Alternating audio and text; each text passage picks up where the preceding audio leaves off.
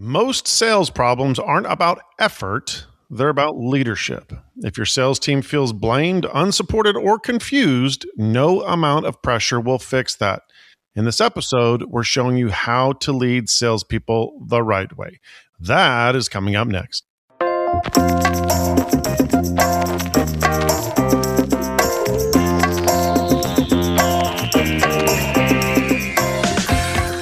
Welcome to the Chris Licurdo Show, where we discuss leadership and life and discover that business is what you do, not who you are.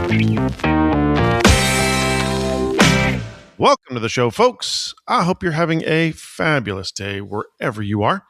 Today, we are joined by a very, very, very special guest, the one and only Joel Fortner.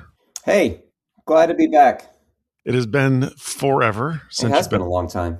A long time. We're literally sitting there going, geez, it's been way too long since you've been on the show.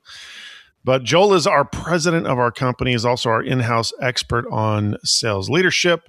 So here's the thing. If you've ever felt like your sales team just isn't delivering, or like your top salesperson is checked out or even walked out, then this one's for you. Joel and I are unpacking the root issues that frustrate both sides and helping you become the kind of sales leader who builds results without building burnout. So, some things we're going to hit today. One, why the comment, just sell more, leads to misalignment and turnover. The three sales... That doesn't solve it, Chris? It doesn't actually solve it. It's never solved. Just sell more. Hey, just do this. Dude, do that. Sell more. I don't know of a single time in all of history. Well, I mean, I guess maybe if your life was on the line, that might help out. But no, that doesn't work. Also, we're going to hit the 3 sales challenges owners complain about most. Also, what your salespeople wish you understood, as well as Joel's leadership framework for coaching a healthy sales team. So let's just get right started. I don't even know. I'm creating new phraseology as I go. Let's get right. Let's get started. Let's do something. So maybe we can turn that into a rap song. Pressure versus leadership. Now, when leaders just say, well, my sales team just needs to sell more, and this is not an uncommon thing. This is something that many sales team leaders, many business owners, they get in this place of thinking, if I could just get them to sell more. What's usually happening underneath that pressure? Like, why does pushing harder often make performance worse instead of better? Well, in these situations, the sales leader is stressed. Usually they're stressed and they're worried. And so they communicate with stress and they push harder and they don't coach and they don't lead and they just want to push harder and say things like, hey, we've just got to do this better. And that stress becomes the sales team members' stress. And how well do people operate when they're under stress? Sales is already a stressful enough job as it is, especially if you really are trying to do a decent job. And if your sales leader is coming down on you and cracking the whip and applying pressure, it's like we say, when you freak, you freeze. It's like no one sells well when they're under stress. So it's just the bottom line is just understanding, like, we lead people. And as leaders, unfortunately, we have to be able to manage ourselves more effectively and not pass down that stress to our teams.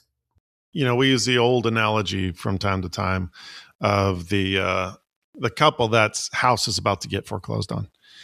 And this guy is going to this last sales call, and it's the last possible sales call he could have to make a commission to keep his house.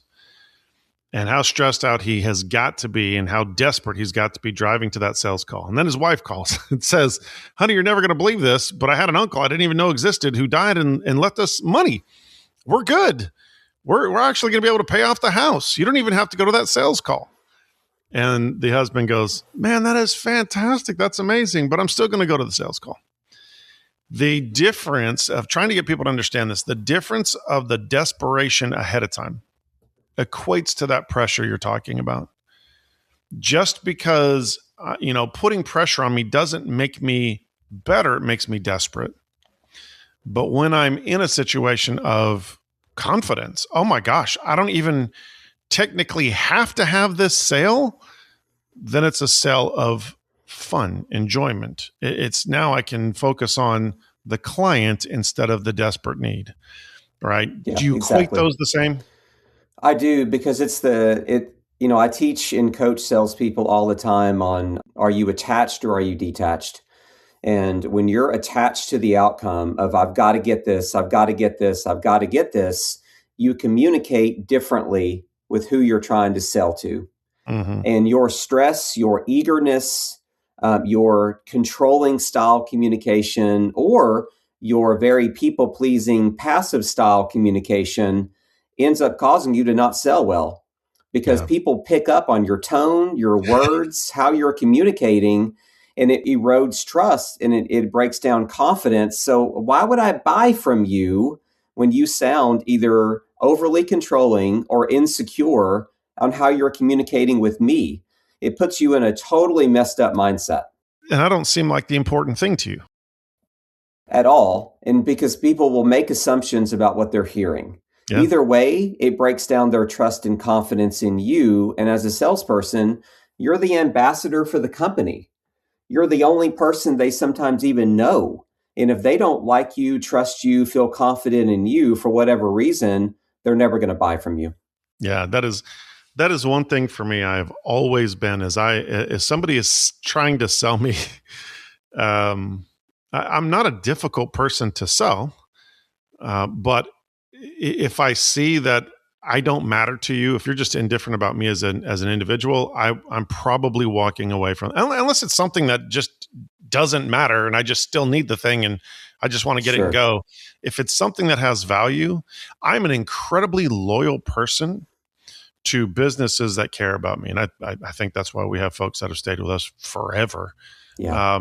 I if I see that you don't care, then I just don't care. Now, this takes me into another area, which is the motivation myth. And so I kind of need to load this up a little bit because there are certain personality styles, especially high D's and some very high I's that have D, where motivation can help them to sell well. And many times it's like, an owner or a sales team leader just thinks, oh, my salespeople just aren't hungry enough. And there are some of the craziest books on the planet. Now, listen, that works for an incredibly small percentage, but even the caveat here is even the motivation for a small percentage can still create an indifferent salesperson and sales situation. So as I say this, there may be some people out there that are going, well, Chris, that worked for me. Well, you may just be that person, but the percentage is incredibly small. So taking that into consideration and still recognizing that motivating even a person who's still indifferent to the potential client, that matters immensely. But let's take a look at the rest of the people. You've been coaching companies and teams and forever on how to sell well, and you see a lot of this stuff, right? So when you're looking at somebody who's coaching a sales team, how often is it that motivation is the issue versus a leadership process or a process issue? It's rarely the issue. It's rarely the issue. The issue is typically they don't know what to do. Yeah. Expectations are misaligned. They don't have the skill set. They're not as good of a communicator as they need to be. They don't have clarity on what they're supposed to do or what selling well looks like. They're not set up for success. Or in extreme cases, it's just the wrong person in the wrong role. They shouldn't even be doing this role, Yeah. but it is typically not a motivation issue. And this is where leaders have to be careful about diagnosing problems. That just because it smells like a motivation issue doesn't mean it is a motivation issue. We actually need to ask questions and find out from the person what's hanging you up. What do you Mm-hmm. need? What's holding you back? What do you need from me? What information am I not sharing with you? All the things that you may not be doing as a leader, as if I can be so bold and communicate directly that way. I'm not trying to be offensive, but we've got to be able to own and see, what am I not doing to set my people up for success? Or what do I not know that I need to know from my team so I can better lead them to be successful in their role. Yeah. And it's not, there is a small percentage of the time where motivation is the issue, but it's so minuscule. Yep. And it's literally, individual, but how do people tackle that motivation the same way that they would motivate a high D? Just get them excited, get them pumped up, all that kind of stuff. And it doesn't mean that that's the motivation that's going to motivate That's the right. person. Yeah, and on this, sometimes it's like a salesperson who's had a really trying week. It gets to Friday, and they slack off a little bit. But rather than just being like, hey, and yell at them or just do this, just do that, we have to also acknowledge like how much energy it takes to be in a full-time sales role, grinding through all your tasks, all your calls, all your meetings, trying to keep up with everything. And just staying on top of all that takes a lot of energy. So I'm going to look at, okay, well, how do I better balance their load? What's a better expectation of what their sales activity needs to be? Are they taking breaks? How's their diet? How's their water consumption? How's their balance through the week so they don't get to Friday and they just completely burn out? I'm going to look to try to solve those kinds of things before I just go to start trying to apply pressure or chalk it up to a motivation issue.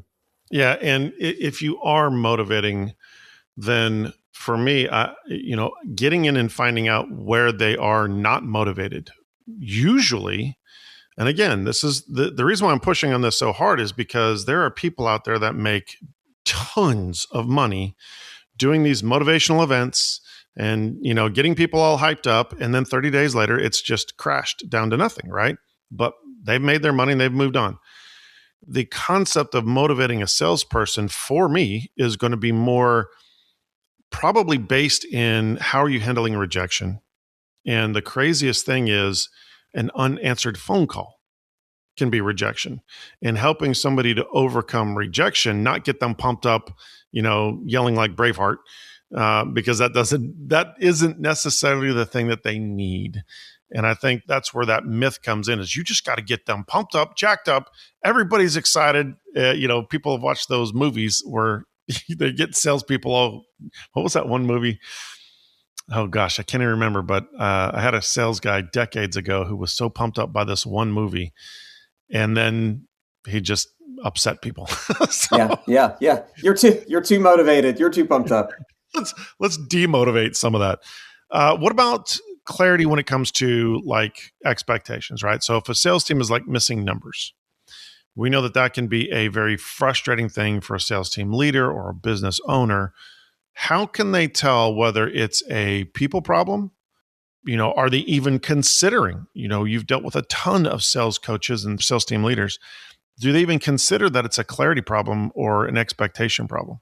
Well, sometimes a person legitimately doesn't see that is a problem, and they see it as a people problem. And sometimes we have to learn and realize like, well, where have I not communicated clearly what the expectations are? But communicating clearly what they are. How are we supposed to sell here? What are we measuring? And how are we doing attaining what we're measuring? Not just close percentage, but those lead measures that lead to a solid close percentage. And what are we doing to help people improve quality conversations? What are we doing to help people actually improve their sales activity? What are we doing to help people learn to ask better skilled questions and improve their communication ability with prospects? What are we doing to help them stay organized? All these things that help lead to more sales, it's all got to be communicated. And then when we know, like, okay, we measure this, and this, how are we doing against those measurements? And then you work with someone long enough and you realize, okay, this is a people person or this is a people problem. Right. But it's not, we can't just chalk it up to it's a person problem quickly before we say, do they even know what success looks like and what I even expect of them and why I expect those things and what's all behind that. But setting that stuff up again is how we determine, do we have a person problem? Yeah. And for me, again, I keep saying that because I'm different than a lot of folks. There's a lot of metrics that people throw out, and a lot of them are fantastic and must be. For our company, sales metrics are huge. We want to know what's going on, what's happening. Activity does mean a lot. It is one portion of what makes a great salesperson, as we're going through today. These things that you're explaining is there's way more than just the numbers. But talk to me about the difference of managing metrics, because some folks are like, well, it's just the metrics. All I do is look at the numbers all day long and then, pound my people because, well, you didn't get enough of this and you didn't get enough of that. So what's the difference between managing sales metrics and actually coaching a salesperson to succeed at selling? Yeah, a person is not a metric. A person achieves metrics. And I say that and it sounds so obvious, right? But we have to, as leaders, if we're managing metrics and we love numbers, we can't just expect it. We actually have to lead it. We have to get in there and find out what makes people tick. What do they need? What do you need to be successful to hit the metric? And we can't just hire people and just be like, well, you were great at this company. Why aren't you being great here? That's Right. exactly what we have to find out rather than just expect it. Because am I setting up my people for success? How do I communicate with them? Do they get enough information from me? Again, do they know what's expected? It's all that coaching style leader that's so important, that we live in this. So it's just what we think all the time. Right. And sometimes it's like that's the aha moment that a leader has to have is, shoot, I have to be less of a metric manager. I really need to become more of a coach that communicates clearly what metrics are important and what am I going to do to actually help you get to those metrics. Because most salespeople, it's not that they want to fail. It's most people on teams, they don't want to fail. They actually want to do a good job in their role, but that doesn't mean they always know how. Yeah. And that's the door that opens for the leader. And I think that is the profound piece that a leader needs to learn. Pushing somebody to do metrics doesn't make them know how to sell. I can get you a great number of calls every day. I can even get a certain number of conversations.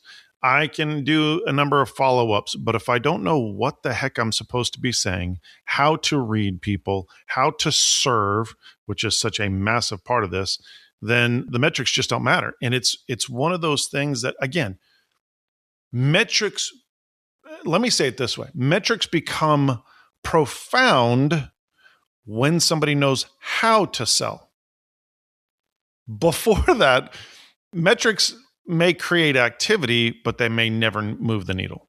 Or all they're doing is they're measuring and they're telling you that my guy doesn't know what they're doing yet. Exactly. That's what they're telling you. Or that's what they should be telling you, rather than you're failing and let me expect you to get there or push you to get there when they simply do not know how to do it. That's why, like in the salespeople I work with, all through the month, it's equipping them to know how to do it better, to communicate more effectively, to stay more organized, so they can finally hit those metrics that they also want to hit as well. Yeah, I think what you just said, I'm going to rephrase it, and the metric of metrics tells you how well your people know what they're doing, exactly. Right? I mean, if you will take a look at your metrics in that fashion right there, metrics should be used to tell me if my person or people actually know what they're doing.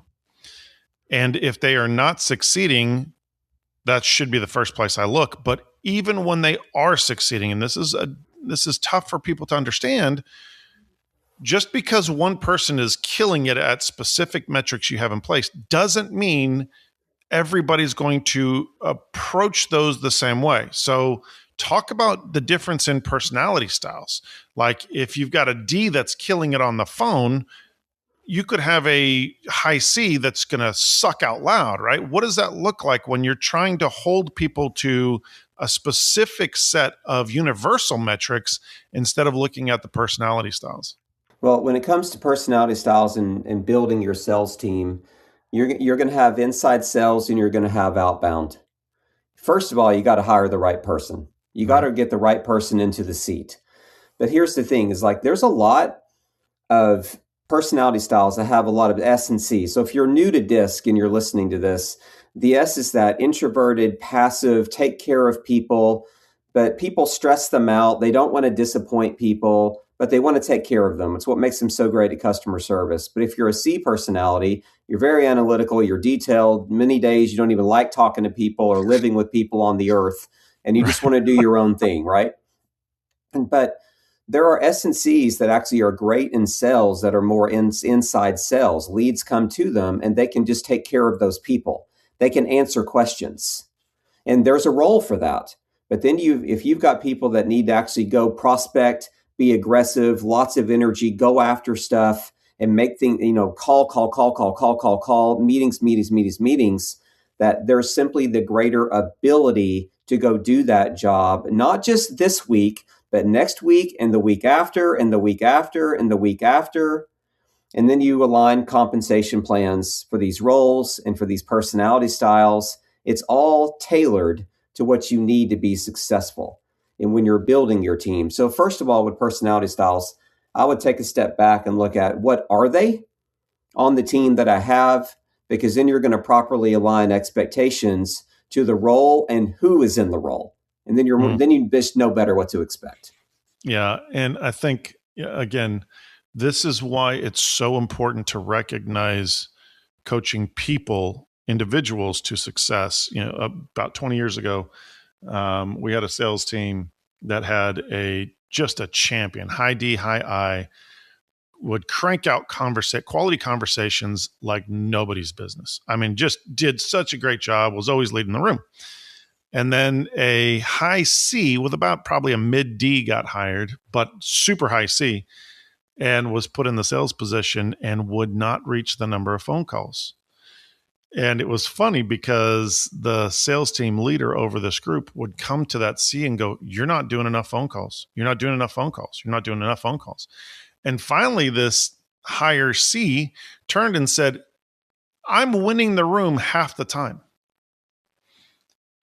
Why do I need to be doing all of these phone calls? Have you looked at my process?" It was amazing because the sales team leader was still pretty, green at understanding personality styles at that time. But it's like, hey, he's right. What do I do? And it's like, you're trying to force him to go about his sales process a way that is not natural to him. He's the kind of guy who gets on the phone, has a 2-minute phone call, not a 30-minute, and goes, "Hey, can I send you some information?" And then can sell somebody all day long through email.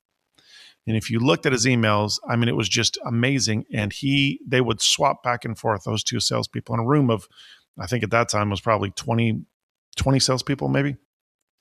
And they would swap back and forth who was winning, who was leading the room. Two different styles, two different personality styles.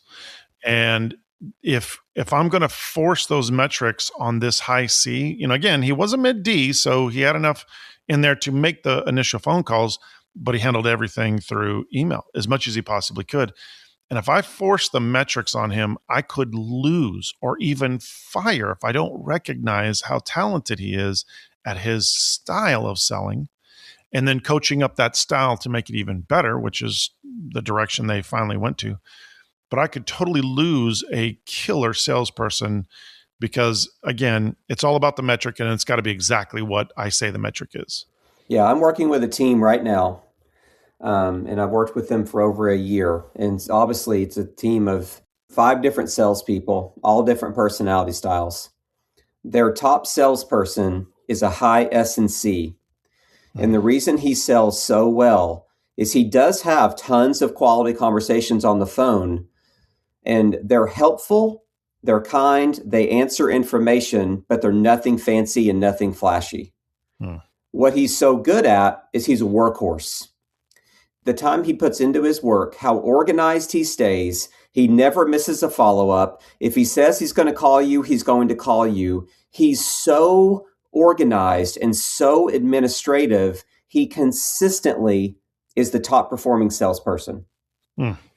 and it works so incredibly well. But then you have other people on the team, they're not as organized, they're not as tidy, they aren't consistent every single day of maximizing every single hour of productivity. They don't sell as well, but they're more skilled in other areas and they sell at a really good level. And Right. so that team just proves your point, Chris. Yeah, absolutely. You just hit something that I think we can never pound home enough, which is the follow through, right? We have one, this is probably one of the biggest, I don't know if it's one of the biggest, but it's a big complaint that we hear from owners is, hey, they're not following up. My team's not following up. So we know one, the statistic I believe is still solid. 80% of sales happen after the sixth follow up, which is huge, which means that you're leaving money on the table. So from your perspective, what's usually behind inconsistent follow up? Why are they not doing it? How should we lead people? What does that look like? There's a couple things. One is the assumption that people just aren't interested anymore. All right. That's a big problem. Like from the first or second contact? Exactly. Oh, if they were interested, they'd buy. Yeah. But sales leaders and salespeople can think that all the time. If they were interested, they'd buy because they're struggling to get things over the finish line.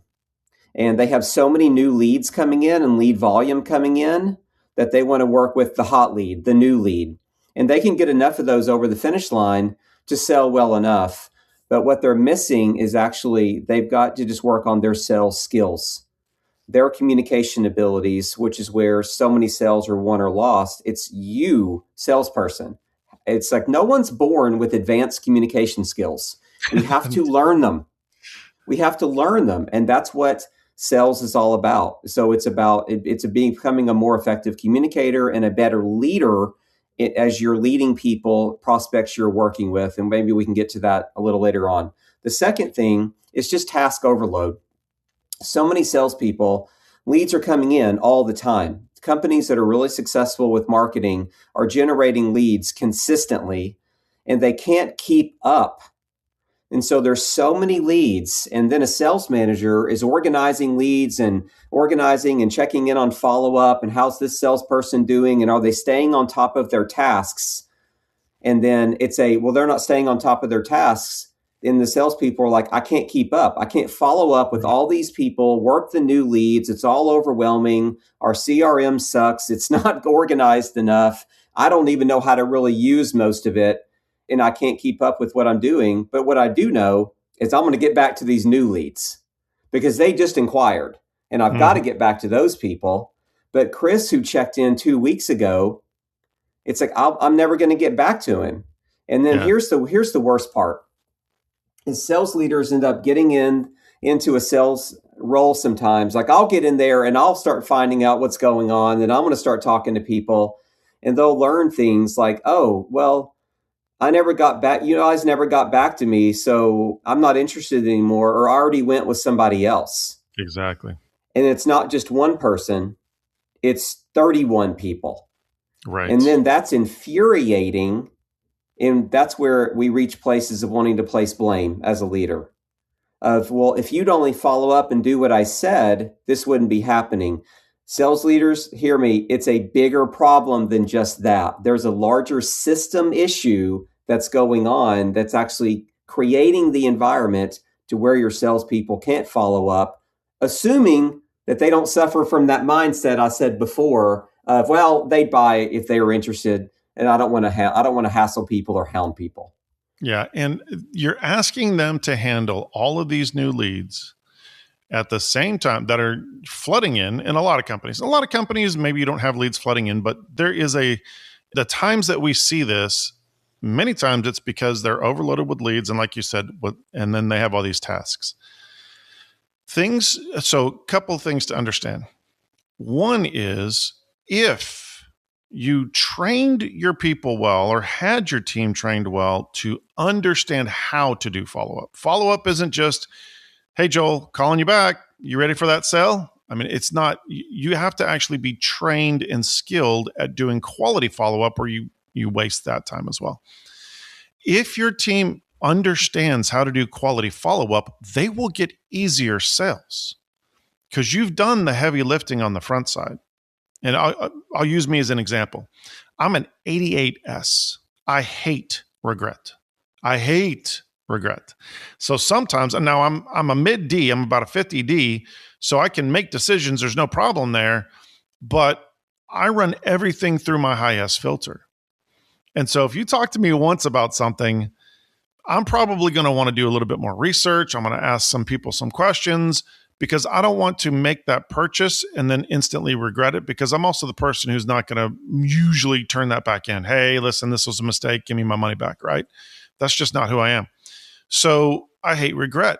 So if you will give me a little bit of time to think, and you are Joel Fortner, you're a master at having these conversations of getting somebody the ability to, hey, would you like to just take some time and process? Yes, I would. Thank you.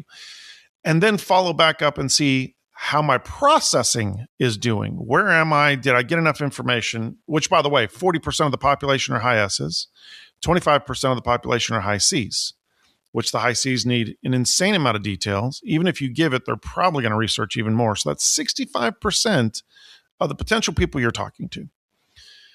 So if you are skilled at the follow-up, not just making the phone call, but actually, getting with me and saying, what else I need? Do I need any other questions answered? Do I need anything else done? Is there anything else I'm missing?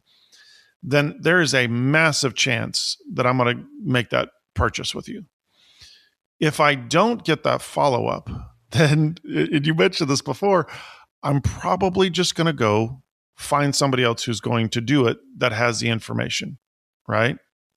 So that's one thing, is to understand that if you follow up well, it's an easier sell. The second thing is, if you have leads flooding in, the more sales somebody gets by doing quality follow through increases your available leads, which increases your potential for more salespeople, which increases your potential for more sales.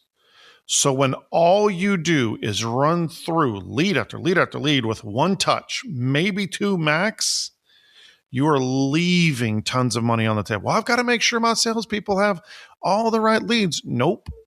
You need to make sure your salespeople are trained on the front side of the sale and throughout the follow through, because you are leaving money on the table when all you do is throw leads at them and they only touch them once or twice. You agree with that? Thoughts on that? Totally. And good sales leaders reach a point of having to make hard calls sometimes, of just turning off new leads for certain salespeople. Because if they're in measuring the activity of their salespeople, they'll see my guys are not keeping up, and they will make calls like, I'm not giving you any new leads right now. Salespeople hate that. It's tough. But these are leadership decisions that we have to make at times, that are hard decisions, just like the hard decision of, let me hire a new salesperson. Sales teams tend to not like that, because that's more money that's now going to go to somebody else. But guys, these are the hard leadership calls that we have to make simply when we have better perspective on what we're trying to achieve here in the business. And you pointed out earlier that, many times people have just cruddy CRMs. If you had a good enough CRM, it doesn't have to be top line, but if you had a good enough CRM, you could actually see a lot of this activity. Exactly. Right? Precisely. So how does a sales team leader or a business owner, how do you take somebody who's a salesperson from just doing what they're told, because that's what happens a lot, to a place where they actually take ownership of their own pipeline and results? Like this conversation here, I see the expectation a lot is, well, I've got to get those new leads turned. Therefore, I'm going to own the new leads coming in, and not like the pipeline and the results coming from the pipeline. How do you guide them? Well, this is where leaders have to realize what's their responsibility and what's not their responsibility. Because you've got to let a salespeople, if you want them to own something, a person has to feel like they own it, that it's mine, not a job that I'm doing for my leader. Mm-hmm. Own implies I view it as mine. And that's a goal that leaders need to have is am I training and setting people up for success and empowering them and in hiring them and onboarding them successfully from the very beginning of the relationship that this is yours. These are your responsibilities. This is what I expect of you. This is what I'm going to do to lead you and train you and set you up for success and give you resources. And these are what our meetings are going to look like. But all of it is meant to set you up for success so that it can be yours. I don't want you to feel like it's all mine and you're just doing these things for me. I want you to be successful and I want you to feel successful. That's the mindset and the posture a leader needs to have. And everything they do needs to be aimed at how is my person doing? But where leaders get, when the rubber meets the road and things get crazy and struggling in a business and on a sales team, a sales leader sometimes will freak out and they will go to fear and they will go to, oh my gosh, my guys aren't doing this and all the stuff we've talked about already. And this is when a leader sometimes can become overly controlling and they start trying to drive stuff, control stuff, and they're so attached to their own outcomes that they start shutting their team down, frustrating their team, demoralizing their team. And I see this stuff. Yeah. And the leader has to get their head right to be able to be like, whoa, whoa, whoa. I'm freaking out. I'm afraid. So I'm going into this control mode. And then it makes everything worse. And then the blame continues to go to the sales team that they're still not doing what they need to do. And I'm like, because you're creating the environment that's stressing everyone out. And now if you don't correct this, you're going to lose your team. Yeah. And you lose trust, you lose loyalty. And I mean, we've both seen this forever. Salespeople feel blamed. It's your fault, right? And it doesn't mean that there aren't a percentage of time that it might be, but that's not what we're talking about. We're talking about the bulk of the time, that freak out, that process of trying to make people do something translates into, hey, this is your fault and you're not doing well enough and you suck and yada, yada, yada. What happens? Like they tend to shut down in that process, right? Yes, because blame never inspires anyone. It doesn't make me want to be so much better. Oh, geez. So what can we do to help? What can we do in a coaching aspect? Obviously, awareness is the number one thing. But what can we do in a coaching aspect to help this process, to create a kind of trust where salespeople actually want coaching? Because that's not, obviously, we would not say that was coaching. It's crappy coaching. It's not quality coaching. How do we get to the place where salespeople want coaching? It starts first with the relationship between the salesperson. If you're talking about coaching from a sales leader, it starts in the relationship. Because any relationship that has accountability involved, there has to be trust. Mm-hmm. And so you first have got to be the person that your people trust. Then if you can establish that, and then you can set clear expectations that they can own and that are theirs, and they understand, they know what they're aiming for. Now we can coach a person to get to know how to achieve those things. And your mindset now is, I'm just going to coach you. But the outcomes are not mine to own. They're yours to own. This is your job. And this is where a lot of I and S style leaders have to be able to differentiate emotionally, mentally. What are they responsible for? What is their team member responsible for on the sales team? Your job is not my job.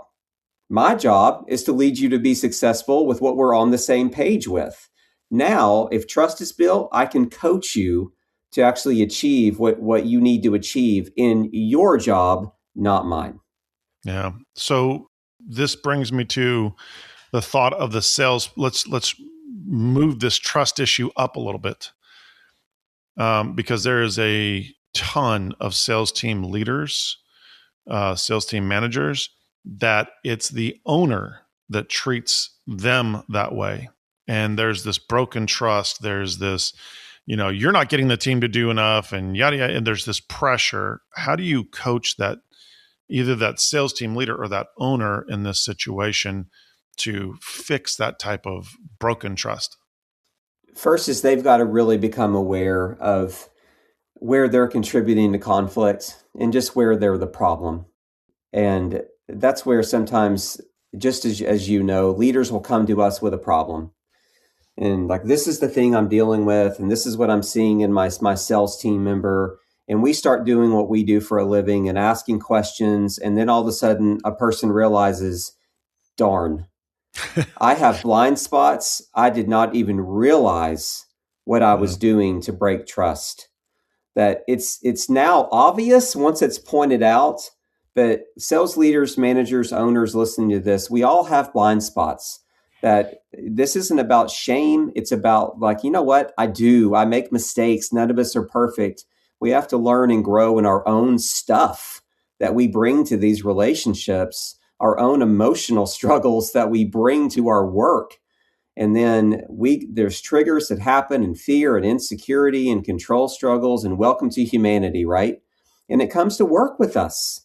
And then it spills out. That's the stuff that we have to go to work on. That's the kind of personal growth and personal development that's so important, is it starts with us.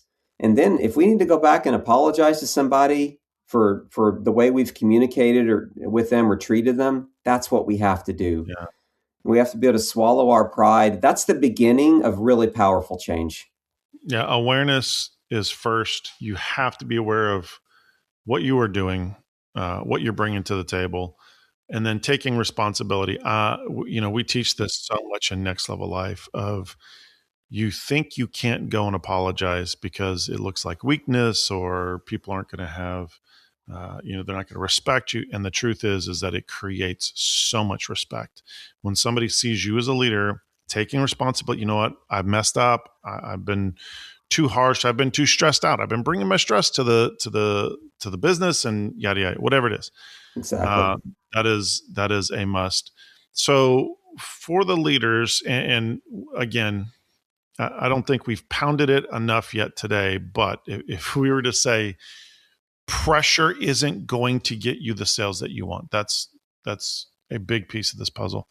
But for the leader that realizes that their sales culture is tense, it's discouraged, it's demotivated, it's inconsistent, whatever it is, what are the first 2 or 3 moves they could do, like starting this month, to reset things?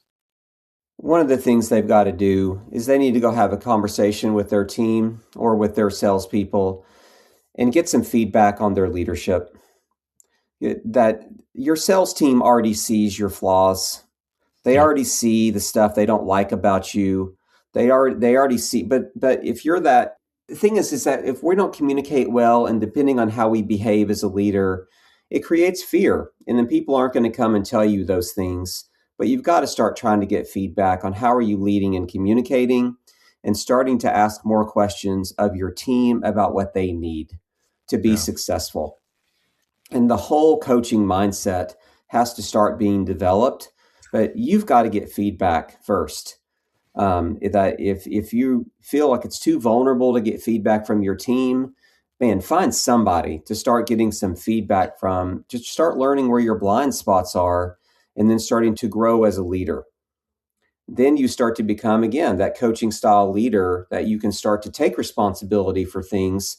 But some people, it's like they don't even know what they need to take responsibility for yet. But this is where we start to change the culture of a sales team, because you're starting to change yourself. Yeah. Now, you lead our persuasive servant selling, which is just stunning, and having such great responses from folks. For leaders who are listening, and maybe they're realizing that maybe they've been leading with pressure instead of service, or they're starting to recognize maybe they're not doing this all the best they possibly can. What does it practically look like to start leading their sales team with a persuasive servant selling mindset? Well, it's just all about helping your team get the skills they need. That just because you're in a leadership role or a manager role, it doesn't mean that you know everything, nor should you have to know everything. But this program it's for your salespeople. That sales leaders are able to get into the hub, the online hub of the program for free. so they can stay aware and they can stay very aware of what their people are learning. They can watch recordings of the training sessions that I do with them. But it's about, am I setting my team up for success and getting them the skills that they need? Because it's every time we do a call, we're walking through new skills and new ways to handle objections and new ways to begin sales calls and sales meetings and starting to grow those advanced communication skills. And it's always so insightful to salespeople. It's so eye-opening to a point where it's like, where has this kind of training been? Because this is so helpful because they're growing as a communicator rather than just being, for instance, a helpful or kind salesperson. But that doesn't know how to lead a sales call, though. Because when you say that, it's like, I don't even know what that means, Joel, because they have to be taught the difference between what they do now versus what they've done forever. Mm-hmm. And so it's just ensuring, are you getting your people the skills, the training, the coaching, the accountability that comes alongside anything that you may be doing as a leader and complements what you're doing or helps you level up, how you're actually leading your people. That's the focus, is not being like, you know what, there's more capacity here within my team. There's more capacity. I need to improve their skills and their abilities, and let's see what our sales results are then, as opposed to let's just hire more salespeople. It's let's set up who we have for success first. Right. And so this concept of just sell more, which there's many other mindsets that folks have that fail when it comes to leading salespeople, but this is one of those ones that just absolutely backfires. We've been talking about this now for quite a while. The real results and the productivity and the profitability and the phenomenal metrics come when you take on this concept of leading well and coaching well. And our persuasive servant selling framework gives you the tools to do that. And you can start that right now. The issues that I see so often, and you see this all the time, is, some salespeople are like, well, I don't want some new coaching on this. I'm good. There's this fear of, well, what am I going to find out? And then when they get it, it's stunning how much they appreciate it. So getting your team there to this place of recognizing this is a blessing, that's powerful. So here's some actions you can take this week, folks. First thing you need to do is clarify your expectations. Get away from the process that you've been doing. It doesn't mean that your process is bad. It means that we need to actually get some other things built up first. One of the things you could do starting right now is just write out what a successful sales week looks like. What does that look like? And then share it with your team and ask for feedback. Second thing you can do is ask instead of assume.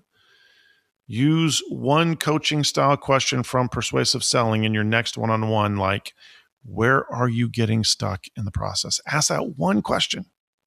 Ask that one question and be blown away by people's responses. If they can be honest, if they feel like they can be honest with you, you'll be stunned at their responses. And the third thing you can do starting right now is support the person, not just the pipeline. So identify one way to serve your salesperson this week. What can you do that builds trust, that encourages, that delivers clarity, because for the love, that's a must, or maybe even remove an obstacle from their process. So here's the deal. Joel helps business owners lead sales the way buyers and salespeople actually respond to, by serving first, clarifying the process, and coaching instead of pressuring. So Joel, kind of explain what this looks like. So persuasive servant selling, let me take a step back. It's like your number 2 action item there. I love it. That effective sales communication is about being an effective influencer. So you take that question you laid out, where are you stuck this week? That's a sales question. That's what that is. It's a persuasive servant sales question that's actually curiosity-based, and it's inquisitive, and it's focused on the other person, because it's about effective influence. And that's what great salespeople do, is they know how to effectively influence someone to go from point A to point B to where they choose to do business with you. That's what leadership looks like. That's what you're trying to do. So inside Persuasive Servant Selling it's a year-long program. And salespeople come to it, and it's all about improving their skills, their confidence, giving them more advanced language to be able to sell more effectively. And it's done bite size. Because to your point about fear and discomfort of a leader going and finding out information from a team member, that's where a lot of times we'll start when we start working with someone, is on that very issue. Because coaching does push you out of your comfort zone. Yeah, it's about, I have to be able to know that, you know what, I'm going to be pushed out of my comfort zone because I'm in a coaching program. That's okay. I told people this week, I said, hey, if you're going to practice this new thing we covered this week, if you start to feel uncomfortable, good. That means you're growing. That means you're doing something different. That's why you're in the program, rather than just accepting the status quo.